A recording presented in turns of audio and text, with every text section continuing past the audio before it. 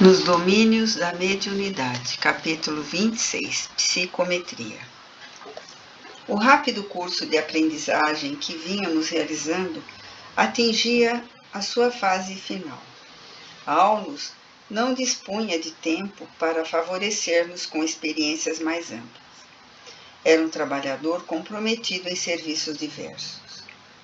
Embora isso compreendêssemos, Hilário e eu sentimos algo melancólico. O assistente, contudo, desenvolvia todas as possibilidades a seu alcance para conservar-nos o entusiasmo habitual. Atravessávamos ruas e praças quando nos defrontamos com um museu a que se acolhiam alguns visitantes retardatários. E o nosso orientador, como quem se dispunha a aproveitar as horas que nos restavam para dilatar observações e apontamentos, convidou-nos a entrar exclamando: "Numa instituição como esta, é possível realizar interessantíssimos estudos. De certo, já ouviram referências à psicometria. Em boa expressão sinonímica, como é usada na psicologia experimental, significa registro, apreciação da atividade intelectual. Entretanto, nos trabalhos mediúnicos, esta palavra designa a faculdade de ler impressões e recordações ao contato de objetos comuns.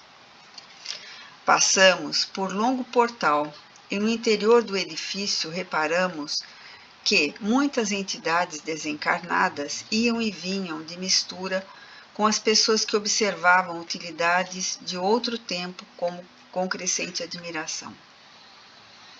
Muitos companheiros de mente fixa no pretérito frequentam casas como esta pelo simples prazer de rememorar, comentou o assistente. Verifiquei que algumas preciosidades, excetuando-se uma que outra, estavam revestidas de fluidos opacos que formavam uma massa cinzentada ou pardacenta na qual transpareciam pontos luminosos. Notando minha curiosidade, o instrutor aclarou benevolente: todos os objetos que você vê emoldurados por substâncias fluídicas acham-se fortemente lembrados ou visitados por aqueles que os possuíam. Não longe havia curioso relógio aureolado de luminosa faixa branquicenta.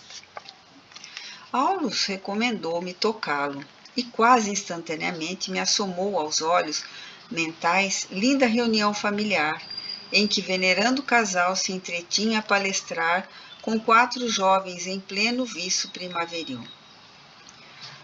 Com aquele quadro vivo a destacar ante a minha visão interior, examinei o recinto agradável e digno.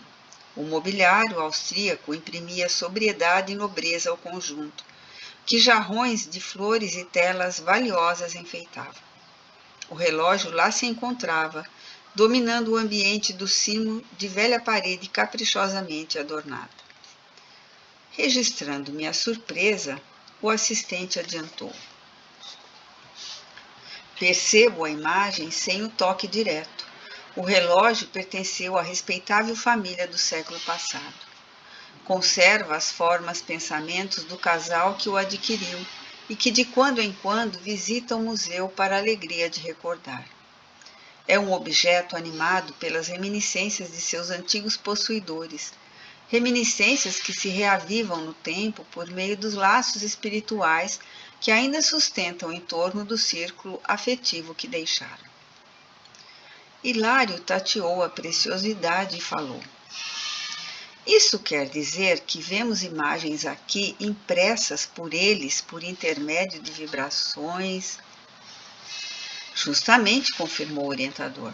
O relógio está envolvido pelas correntes mentais dos irmãos que ainda se apegam a ele, assim como o fio de cobre na condução da energia está sensibilizado pela corrente elétrica. Auscultando-o na fase em que se encontra, relacionamo-nos de imediato com as recordações dos amigos que o estimam. Hilário refletiu alguns momentos e observou: então, se estivéssemos interessados em conhecer esses companheiros e encontrá-los, Um objeto nessas condições seria um mediador para a realização de nossos desejos. Sim, perfeitamente, aprovou o instrutor. Usaríamos para isso alguma coisa em que a memória dele se concentra. Tudo que se nos irradia do pensamento serve para facilitar essa ligação.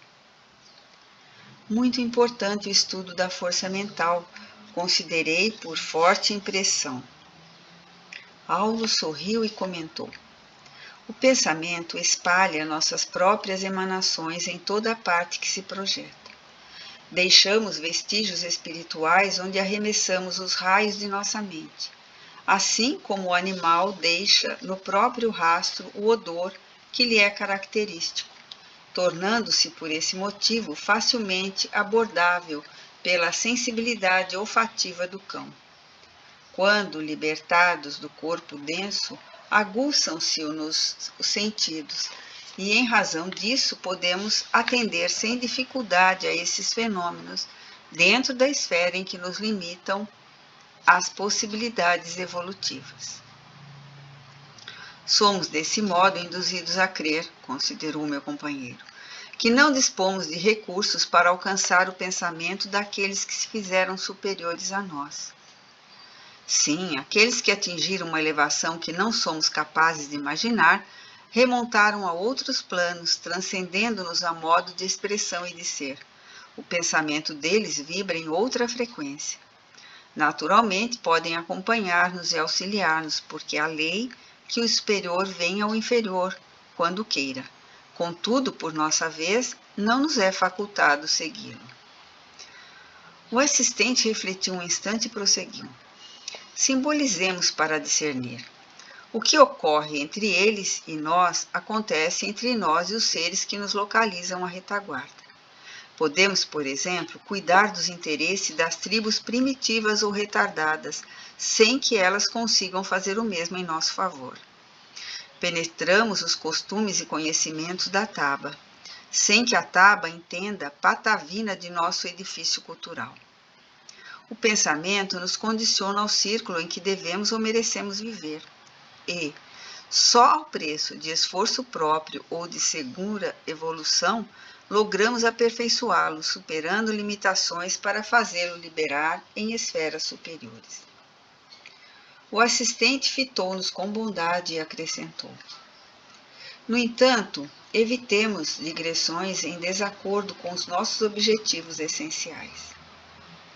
Imaginemos, disse por minha vez, que nos propuséssemos fixar a atenção num exame mais circunstanciado. Poderíamos assim conhecer a história da matéria que serve à formação do relógio que analisamos?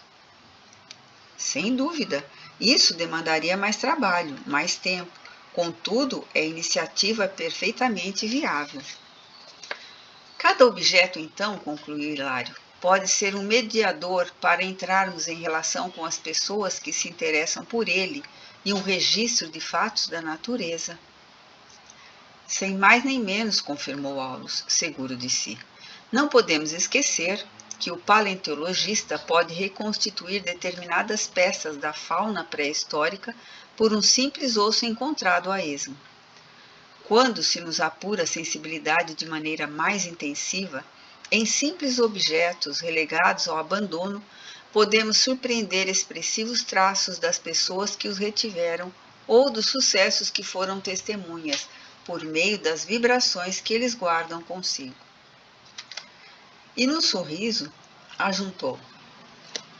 As almas e as coisas, cada qual na posição em que se situam, algo conservam do tempo e do espaço que são eternos na memória da vida.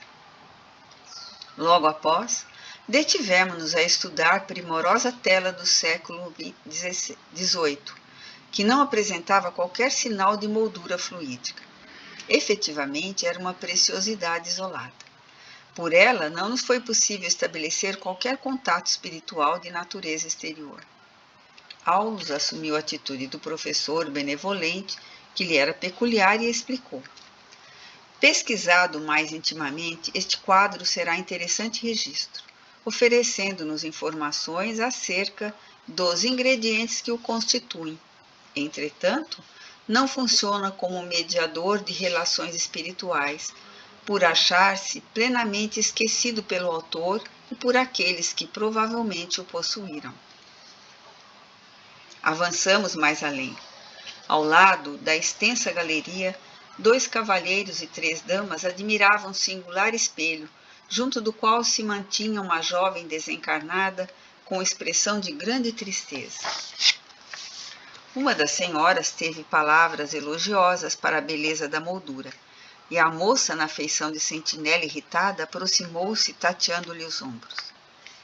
A matrona tremeu involuntariamente sob inesperado calafrio e falou para os companheiros: aqui há um estranho sopro de câmara funerária, é melhor que saiamos. Confiou-se ao grupo a manifestações de bom humor e retirou-se acompanhando-a do outro rumo. A entidade, que não nos assinalava a intromissão, pareceu-nos contente com a solidão e passou a contemplar o espelho sob estranha fascinação. Aulus acariciou-a de leve, tocou o objeto com atenção e comentou: notaram o fenômeno? Do pequeno conjunto de visitantes, a irmã que registrou a aproximação da jovem sob nosso exame é portadora de notável sensibilidade mediúnica. Se educasse as suas forças e sondasse o espelho, entraria em relação imediata com a moça que ainda se apega a ele desvairadamente. Receber-lhe-ia as confidências, conhecer-lhe-ia o drama íntimo, porque imediatamente lhe assimilaria a onda mental, senhoreando-lhe as imagens.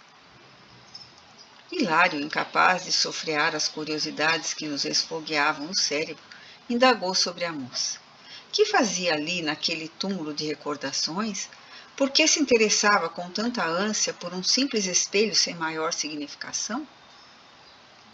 O assistente, como quem já esperava por nosso inquérito, respondeu sem pestanejar. Toquei o objeto para informar-me. Esse espelho originalíssimo foi confiado à jovem por um rapaz que lhe prometeu o casamento. Vejo-lhe a figura romântica nas reminiscências dela. Era filho de franceses asilados no Brasil ao tempo da França Revolucionária de 1791. Menino ainda, portou no Rio, e aí cresceu e se fez homem. Encontrou-a e conquistou-lhe o coração. Quando arquitetavam projetos de casamento, depois das mais íntimas ligações afetivas, a família estrangeira, animada com o sucesso de Napoleão na Europa, deliberou o retorno à pátria. O moço pareceu desolado, mas não desacatou a ordem paterna. Despediu-se da noiva e lhe implorou guardasse a peça como lembrança, até que pudesse voltar e serem então felizes para sempre. Contudo, distraído na França pelos encantos de outra mulher, não mais regressou. Depressa esqueceu responsabilidades e compromissos, tornando-se diferente. A pobrezinha, no entanto, fixou-se na promessa ouvida e continuou a esperá-lo. O espelho é o penhor de sua felicidade. Imagino a longa viagem que terá feito no tempo, vigiando-o como propriedade sua, até que a lembrança viesse por fim repousar no museu. O assunto, aventei preocupado, compele-nos a refletir sobre as antigas histórias de joias enfeitiçadas. Sim, ponderou o assistente. A influência não procede das joias, mas sim das forças que a acompanham. Hilário, que meditava a lição maduramente, considerou: se alguém pudesse adquirir a peça e conduzi-la consigo, de certo, atalhou o instrutor, arcaria também com a presença da moça desencarnada. Isso seria justo? Aulus respondeu, esboçou leve sorriso e obtemperou. Hilário, a vida nunca se engana. É provável que alguém apareça por aqui e se extasie à frente do objeto, disputando-lhe a posse. Quem? O moço que empenhou a palavra, provocando a fixação mental dessa pobre criatura, ou a mulher que o afastou dos compromissos assumidos. Reencarnados hoje ou amanhã, Possivelmente um dia virão até aqui, tomando-o por filha ou companheira no resgate do débito contraído. Mas não podemos aceitar a hipótese de a jovem desencarnada ser atraída por algum círculo de cura, desembaraçando-se da perturbação de que é vítima? Sim, concordou o orientador. Isso é também possível. Entretanto, examinada a harmonia da lei, o reencontro do trio é inevitável. Todos os problemas criados por nós não serão resolvidos senão por nós mesmos. A conversação era preciosa. Contudo, a responsabilidade impelia-nos para adiante. De saída, renteamos com o gabinete em que funcionava a direção da casa. Vendo 2 cadeiras vagas junto à pequena mesa de trabalho, meu colega consultou com o evidente intuito de completar a lição. Creio que os móveis, sob a nossa vista, são utilizados por auxiliares da administração do museu. Se nos sentarmos neles, poderemos entrar em relação com as pessoas que habitualmente os ocupam? Sim, se desejarmos esse tipo de experiência, informou o orientador. E nos referindo aos encarnados, prosseguiu Hilário. Qualquer pessoa, servindo-se de objetos pertencentes a outros, tais como vestuário, leitos ou adornos, pode sentir os reflexos daqueles que usaram? Perfeitamente. Contudo, para que os registrem, devem ser portadores de aguçada sensibilidade psíquica. As marcas de nossa individualidade vibram onde vivemos e, por elas, provocamos o bem ou o mal naqueles que entram em contato conosco. E tudo o que observamos é mediunidade? Sim, apesar de os fatos dessa ordem serem arrolados por experimentadores do mundo científico sob denominações diversas, entre elas a criptestesia pragmática e a metagnomia tátil, a telestesia. E tomando-nos a dianteira para o retorno à via pública, rematou. Em tudo vemos integração, afinidade, sintonia, e de uma coisa não tenhamos dúvida. Pelo pensamento, comungamos uns com os outros em plena vida universal.